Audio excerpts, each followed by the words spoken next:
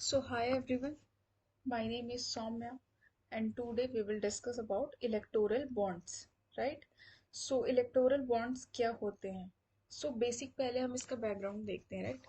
किसी भी political party को रन करने के लिए कितने मनी की रिक्वायरमेंट होती है?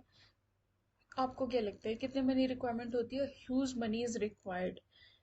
ये इतना कॉस्टली अफेयर होता है कि अगर कोई पॉलिटिशियन हार भी जाता है इलेक्शन को, तब भी उसमें करोड़ रुपए खर्च होते हैं। तो आप इमेजिन कर सकते हो कि अगर कोई पॉलिटिकल पार्टी है, वो जीतती है तो वो कितने पैसे खर्च करती है, राइट? और ये खर्च कहाँ होते हैं? जो भी उनके कार्यकर्ता हैं, उन्हें फूड प्रोवाइड कराना, उन्हें ड्रिंक प्रोवाइड कराना, उन्हें ट्रांसपोर्ट प्रोवाइड कराना, उनकी customize T shirt, caps, flags, digital marketing etcetera, right? और आपने सुना होगा कि इलेक्शन के टाइम पे जो पॉलिटिकल पार्टी है, ये काफी लोगों को सामान डिस्ट्रीब्यूट करते हैं, कपड़े डिस्ट्रीब्यूट करते हैं वोट गेन करने के लिए, राइट? सो ये सारे पैसे कहाँ से आते हैं? ये सारे पैसे जनता के पैसे हैं। So if I will talk about the last Lok Sabha election, so last Lok Sabha election में 60,000 करोड़ रुपए खर्च हुए हैं, right? Which is a huge amount. India जो है नंबर वन आता है in spending on election all over the world.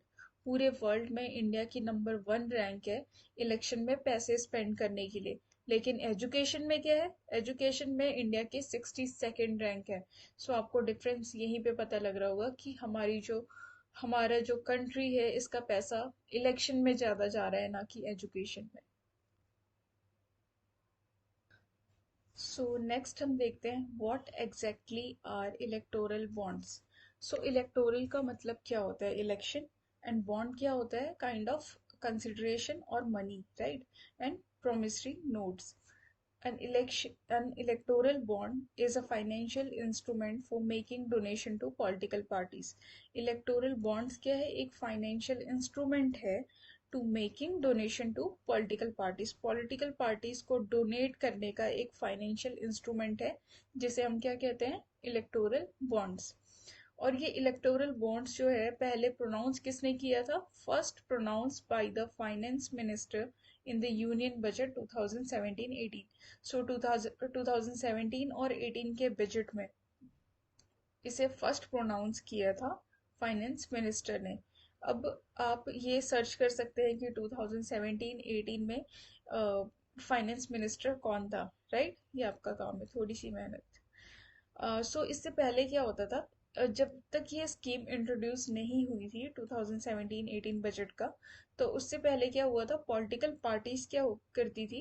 अ, जितने भी डोनेशन है विच इज अबव 20,000, उन सबको उन्हें पब्लिक करना होता था, राइट? और क्या होता था? जो कॉर्पोरेट कंपनीज होती हैं, क्योंकि आपने देखा होगा मोस्टली जो इलेक्टोरल बॉन्ड्स हैं, ये कॉर्पोरेट कंपनीज लेती हैं, क्योंकि इन फेवर में गवर्नमेंट इन्हें बाद में, इन फ्यूचर जब वो पार्टीज रेडी हो जाती है, इन फ्यूचर वो पार्टीज बन जाती है, तो वो सेम कॉर्पोरेट कंपनीज को वो गवर्नमेंट के प्रोजेक्ट से बेनिफिट प्रोवाइड करते हैं, राइट? ये हम आगे पढ़ेंगे। पहले क्या होता था जब ये स्कीम इंट्रोड्यूस नहीं हुई थी? No corporate company allowed to make donation more than 7.5 of their amounting total profit. मतलब पहले जो कॉर्पोरेट कंपनीज हैं, अपने प्रॉफिट का 7.5 से ज्यादा वो डोनेट नहीं कर सकते थे। और जो अब उनका रेवेन्यू है, रेवेन्यू जितना भी है उसके 10% से ज्यादा वो डोनेट नहीं कर सकते थे, राइट? आपको ये समझ आ गया होगा। इलेक्टोरल इलेक्शन होता है, बॉन्ड का मतलब काइंड ऑफ कंसिडरेशन होता है, मनी होती है। और इलेक्टोरल बॉन्ड क्या होता है? एक फाइनेंशियल इंस्ट्रूमेंट होता है पॉलिटिकल पार्टी को डोनेट करने के लिए, ठीक है? और पहले क्या था? ये स्कीम 2017-18 बजट में आई थी। बाद में क्या और बाद में पहले क्या हुआ था? सॉरी, पहले क्या हुआ था? जो भी 20,000 से ज्यादा के अमाउंट होते हैं, वो पॉलिटिकल पार्टी को डिस्क्लोज करना पड़ता था कि 20,000 से ज्यादा जिसने भी डोनेट किया उसे डिस्क्लोज करो, राइट? और कॉर्पोरेट कंपनीज जो है, अपनी टोटल प्रॉफिट का 7.5 और रेवेन्यू का 10% से ज्यादा डोनेट नहीं कर सकते। अब हम देखते हैं what were they and what are they now. जैसे कि हम पहले भी, मैंने पहले वाली स्लाइड में आपको पढ़ाया है कि जो ये इलेक्टोरल बॉन्ड्स है, ये स्कीम आई कब थी? 2018 में, right? So how much money can a political party in India spend? कितना मनी स्पेंड कर सकती है? इसकी कोई भी लीगल लिमिट नहीं है। इन दिस वे, पहले क्या होता था, पॉलिटिकल पार्टीज जितने मर्जी पैसे खर्च कर रही है। सो उसके बाद एक स्कीम आई जो हमने पहले भी पढ़ा है, 2018 में electoral bond scheme was introduced by finance minister in 2017-18 budget, right? Which says that you can give as much donation as you want to any political party. So ये स्कीम क्या कहती थी कि तुम पॉलिटिकल पार्टी को कितने भी money दे सकते हो, कितने भी मनी डोनेट कर सकते हो, राइट? और that is that to anonymous. और वो बिल्कुल ही एनोनिमस होता था, क्योंकि सरकार ने जो स्कीम लाया उस पे ये बोला कि आप कितने भी डोनेशन करो और वो डिस्क्लोज नहीं होगा। For just for your information मैं आपको बताती हूँ कि ये जो पॉलिटिकल पार्टीज हैं, राइट, ये जो भी इन्हें डोनेट कर रहा है, जो भी इलेक्टोरल बॉन्ड्स परचेस कर रहा है, राइट, सो वो जाके डोनेशन डोनेशन की जो भी पैसे हैं वो सबमिट कहाँ पे कराता है? वो जाके एसबीआई के कुछ ब्रांचेस हैं, एसबीआई के कुछ ब्रांच है जिनके पास अथॉरिटीज है डोनेशन रिसीव करने के लिए इलेक्टोरल बॉन्ड्स के। सो उनके पास कराते हैं, राइट? कोई पर्सन जा रहा है, उनके पास पैसे जमा करा रहा है। तो मुझे ये बताओ कि एसबीआई है, एसबीआई किसके अंडर में आती है? गवर्नमेंट के अंडर में आती है। सो गवर्नमेंट को कैसे पता नहीं हो सकता है कि वो पर्सन वहां पे सबमिट करा रहा है? क्योंकि एसबीआई तो गवर्नमेंट के अंडर में आ रही है। सो एसबीआई के पर्सन को पता है वहां पे कौन बंदा आ रहा है, कौन सा पर्सन आ रहा है और वो कितने अमाउंट डोनेट कर रहा है, राइट? सो वो इनडायरेक्टली गवर्नमेंट को भी सारी चीजें पता होती है कि उन्हें कौन डोनेट कर रहा है।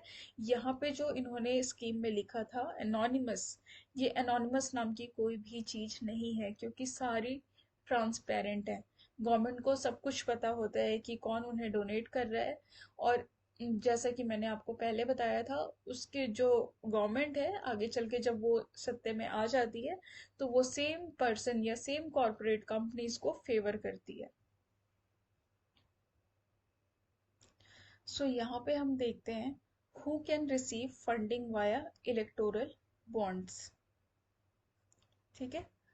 सो पॉलिटिकल पार्टी, ओब्वियसली जो इलेक्टोरल बॉन्ड्स है उससे फंडिंग किसे रिसीव होती है? पॉलिटिकल पार्टी को होती है। बट इसमें कंडीशन क्या होती है? Political parties the secured at least 1% of votes polled in recent Lok Sabha और स्टेट असेंबली इलेक्शन। सो जो ये फंडिंग है इलेक्टोरल बॉन्ड्स के थ्रू, जो फंडिंग आती है, डोनेशन आता है, उसे वही पॉलिटिकल पार्टी रिसीव कर सकती है जो सिक्योर करती है 1% votes polled in recent Lok Sabha election और स्टेट असेंबली इलेक्शन, राइट? सो ये पहली कंडीशन है हमारी। दूसरी क्या होती है? पॉलिटिकल पार्टीज जो होती हैं वो रजिस्टर्ड होनी चाहिए आरपीए एक्ट में। आरपीए एक्ट क्या है? Representation of people act 1950, right? So जो पॉलिटिकल पार्टीज हैं ये आरपीए के अंडर में रजिस्टर्ड होनी चाहिए, एंड उनका एक वेरीफाइड अकाउंट होना चाहिए, किससे? Election commission of India. So हमने यहाँ पे, हमारी यहाँ पे इनडायरेक्टली तीन कंडीशन आ गई कि जो भी पॉलिटिकल पार्टी है वो फंडिंग तभी रिसीव करेगी वाया इलेक्टोरल बॉन्ड्स जब तक जब उसके 1% वोट्स जो है पोल्ड होने चाहिए इन रिसेंट लोकसभा और स्टेट असेंबली इलेक्शन, राइट? और पॉलिटिकल पार्टीज क्या होनी चाहिए? रजिस्टर्ड होनी चाहिए RPA, representation of people act 1950 के अंडर में। और जो उनका अकाउंट होता है, राइट, वो वेरीफाइड होना चाहिए इलेक्शन कमीशन ऑफ इंडिया से, right? The bonds amount were are deposited in this account within 15 days of their purchase. अगर किसी भी पर्सन ने या किसी भी कॉर्पोरेट एंटिटी ने अगर बॉन्ड परचेस कर लिए है, तो उसका amount with in 15 days submit कराना होता है। अगर 15 डेज से एक भी दिन ज्यादा हुआ तो वो अमाउंट जो है वो डिपॉजिट नहीं होता, right? So the bond amounts are deposited in this account within 15 days of their purchase. So क्या every political party would get a lot of benefit from the scheme. जो political party है, जब उनको इतना donation मिलेगा, इतनी funding मिलेगी, तो ऑब्वियसली उनको बहुत सारी बेनिफिट होती है इस स्कीम के थ्रू, ठीक है। बट अब क्या हुआ, अब सुप्रीम कोर्ट आता है बीच में इसके, and then supreme court comes in between and in landmark decision says, ठीक है। तो इस पे एक केस है 2024 का, रीसेंट केस है। आपने ये देखा भी होगा, जो इलेक्टोरल बॉन्ड्स हैं ये काफी ज्यादा चर्चे में है आजकल, ठीक है। सो मैंने आपको इसे बहुत ही इजीली तरीके से समझाने की कोशिश की है। अगर आपको कोई भी डाउट होते हैं, कुछ भी क्वेरीज होती है, तो आप कमेंट में मेंशन कर सकते हैं। सो चलिए आगे हम देखते हैं। सो मैंने आपको लास्ट स्लाइड में क्या बताया कि 2024 में केस आया जिसका नाम था association for democratic reforms versus union of India, right. So सबसे पहले क्या होता था, कैश में काम चलता था कि पॉलिटिकल पार्टीज हैं, बहुत सारे कैश में पैसे ले रहे हैं, राइट। कोई जिसका कोई भी अंदाजा ही नहीं है, कुछ भी नहीं है, राइट। उसके बाद स्कीम में आ गई, इलेक्टोरल बॉन्ड स्कीम में आ गई 2018 में। उसमें क्या हुआ, उसमें सरकार बोलती है कि हम जो सरकार पॉलिटिकल पार्टी जो है उसे जो डोनेशन मिलेगा वाया इलेक्टोरल बॉन्ड मिलेगा, जो कि टोटली अनोनिमस रहेगा। बट वो अनोनिमस और ट्रांसपेरेंट किसी भी तरीके से था ही नहीं, राइट। उसके बाद ये केस धीरे धीरे आगे बढ़ते हुए इसमें सुप्रीम कोर्ट का फैसला आता है, association for democratic reforms versus union of India 2024 recent cases है। इसमें सुप्रीम कोर्ट क्या कहता है, that who is fund who is funding which political party, get all details out quickly, कि कौन सी पॉलिटिकल पार्टी कितना फंड रिसीव कर रही है, ये सारी डिटेल बाहर आनी चाहिए। Because for free and fair election it is important for the citizens to know where the money is coming from and where is going। Because जो पीपल ऑफ इंडिया है उनका बेसिक राइट है, right to vote, ठीक है। सो अगर वो vote कर रहे हैं, और because for free and fair election, ये इम्पॉर्टेंट है कि हमें पता होना चाहिए कि हम जिस पार्टी को वोट कर रहे हैं उनके पास फंडिंग कहाँ से आ रही है, और जा कहाँ पे रहा है, वो स्पेंड कहाँ पे कर रहे हैं। जैसे कि मैंने आपको पहले बताया था कि पॉलिटिकल पार्टी जो अपनी फंडिंग है वो स्पेंड कहाँ करती है, cabs, customize T shirt, transportation, foods provide करना, ड्रिंक्स प्रोवाइड करना, ये सारी चीजें, ठीक है। सो ये जो जनता है उसका ये राइट है, उसका अधिकार है कि उसे पता होना चाहिए कि जो भी जिस भी पॉलिटिकल पार्टी को हम वोट दे रहे हैं, राइट।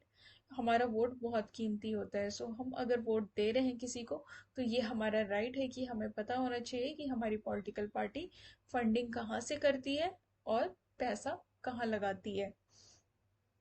सो जब रिसेंट इस पे बहुत सारे कि इस केसेस पे बहुत डीप रिसर्च हुआ एंड ऑल।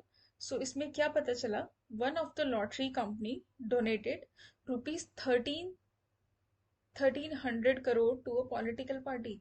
कि एक लॉटरी कंपनी जो है वो पॉलिटिकल पार्टी को 1300 करोड़ रुपए डोनेट करती है through electoral bonds, right. So next हम देखते हैं। सो जो हमारी लास्ट स्लाइड है इसमें हम देखते हैं quid pro Q. It means ये सारी इन सब चीज़ों का रीज़न क्या है। सो यहाँ पे एक क्विड प्रो क्यू अप्लाई होता है। इसमें क्या होता है, इसका जो बेसिक मतलब होता है ये होता है give with one hand and take with another hand, means favour करना, राइट। इजी लैंग्वेज में हम क्या बोलते हैं, फेवर करना। Lots of evidence has been found, जैसा कि मैंने आपको लास्ट में बताया था कि एक लॉटरी कंपनी है जिसने पॉलिटिकल पार्टी को कितने पैसे डोनेट किए थे, 1300 करोड़ रुपए किए थे, ठीक है। सो ऐसे बहुत सारे एविडेंस मिले हैं जिसमें ऐसा है कि जो कंपनी है वो डोनेट कर रही है करोड़ रुपए पॉलिटिकल पार्टी को, और जब वो सत्ते में आ रहे हैं, सो वो सेम कंपनी को, सेम कॉरपोरेट को फेवर कर रहे हैं। सो गवर्नमेंट के प्रोजेक्ट्स जो है सारे किसके पास जा रहे हैं, उसी सेम कॉरपोरेट कंपनीज के पास जा रहे हैं। जब आपने ये बोला है कि ये जो इलेक्टोरल बॉन्ड्स है ये टोटली अनोनिमस है, तो ये फेवर फेवर आ कहाँ से रहा है? जैसे कि मैंने आपको बताया कि फेवर कहाँ से आ रहा है। एसबीआई में पैसे जमा हो रहे हैं, एसबीआई में डिपॉजिट हो रही है सारी चीजें। और एसबीआई किसके अंडर में आता है? गवर्नमेंट के अंडर में आता है। और गवर्नमेंट का टोटल कंट्रोल है ओवर एसबीआई। सो ये सारी डिटेल्स कोई भी अनोनिमस नहीं थी, ये सारी डिटेल्स ट्रांसपेरेंट थी, ठीक है। जो कंपनीज ज्यादा पैसे दे रहे हैं सरकार को, सरकार आगे चल के उन्हें फेवर करती है। सो ये क्या था? Quid pro Q. और इसके अगेंस्ट, इन कंपनी के अगेंस्ट, जब दूसरी कंपनीज जो हैं वो गवर्नमेंट के प्रोजेक्ट्स नहीं उन्हें मिल रहे, उन्होंने केसेस वगैरह किए, तो इस पे कोई भी एक्शन नहीं लिया गया और ये सारे केसेस रिलीज हो गए, राइट। सो ये क्या थी? ये सिर्फ गवर्नमेंट की सारी चीजें हैं, सारी चीजें गवर्नमेंट पे डिपेंड करती हैं, हर चीज पे गवर्नमेंट का कंट्रोल है। और यहाँ पे गवर्नमेंट क्या करती है? क्विड प्रो क्यो अप्लाई करती थी। बट अब रिसेंटली सुप्रीम कोर्ट ने क्या कहा है? सुप्रीम कोर्ट ने कहा है कि ये सारी चीजें जो चलती आ रही थी ये अब नहीं चलेंगी। जो पीपल हैं, सिटीजन्स हैं, उनका राइट है उनके पास, ठीक है, कि वो जिसे वोट दे रहे हैं वो उनके पास पैसे कहाँ से आ रहे हैं और कहाँ पे वो स्पेंड कर रहे हैं, ये जानने का सबको राइट है। और ये सारी चीजें अब ट्रांसपेरेंट होंगी, ठीक है। पॉलिटिकल पार्टी जहां से भी फंडिंग रिसीव कर रही है, सारी डिटेल्स आरटीआई के थ्रू अब हम देख सकते हैं। ये था आज का मेरा लेक्चर ऑन इलेक्टोरल बॉन्ड्स। और अगर आपको ये लेक्चर पसंद आता है so please like share and comment. और अगर आपको कोई भी क्वेरीज होती हैं सो प्लीज़ फील फ्री, आप कमेंट में मेंशन कर सकते हैं। मैं आपको सारी आपकी जितनी भी क्वेरीज होंगी सबका आंसर मैं आपको कमेंट में दूंगी। Thank you so much.